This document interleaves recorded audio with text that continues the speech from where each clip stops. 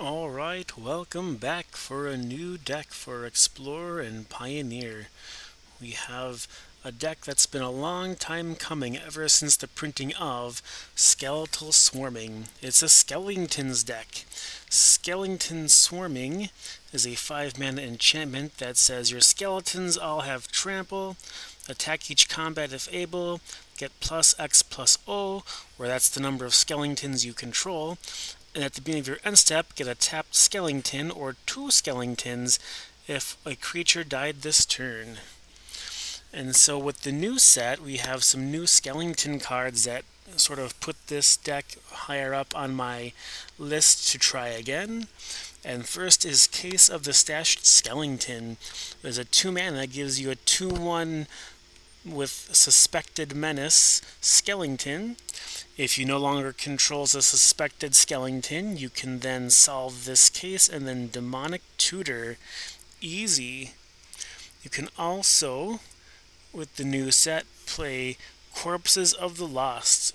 From a recent set, we have 3-mana enchantment that gives your skeletons +1/+0 and also haste. And then when it enters the battlefield, you get a 2/2 Skeleton Pirate. And at the beginning of your end step, you descended, you may pay 1 life and then return it back to your hand and then cast again next turn for more hasty skeletons. And with that, we also have other skeletons. So we have our 1-mana skeletons that are 2/1. First is Gutter Bones. That comes back from your graveyard to your hand if your opponent lost life. And then we also have another 2/1 skeleton called Conscript. It can come back to the battlefield if a non-skeleton died this turn. Good luck with that in this deck, but it could possibly happen. We also have the Reassembling Skeleton that comes back from the battlefield tapped and is your 1/1. We also have our Hasty Plant Skeleton that is 3 mana. And then we also have our 3-mana Lord, Death Baron, which gives your skeletons +1/+1 and Death Touch, which is always good to trade with creatures because they come back from the graveyard in multiple ways. The removal suite, we have Bloodchief's Thirst, 1-mana, kill a creature or a planeswalker with CMC 2 or less. You can kick it to kill anything else of any CMC. We also have Bitter Triumph, 2 mana to kill basically a creature or a planeswalker. And you can discard any of your skeletons that come back from the graveyard for minimal problems or loss of value. Or you can just pay the 3 life if you need to.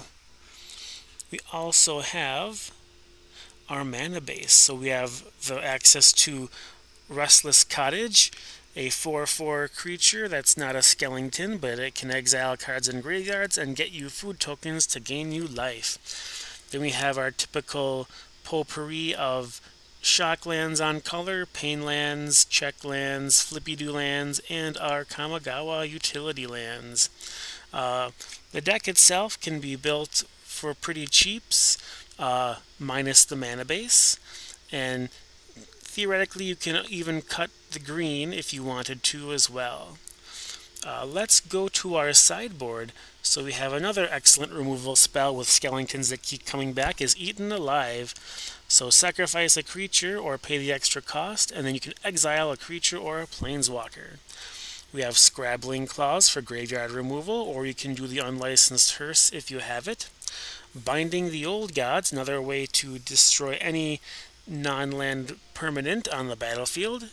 Always exciting. Then we have the 1-mana Pick Your Poison. Hits an artifact, enchantment, or creature with flying for 1 green mana.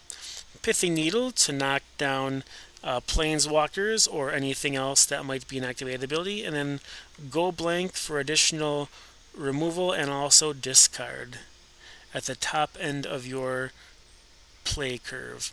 There you have it.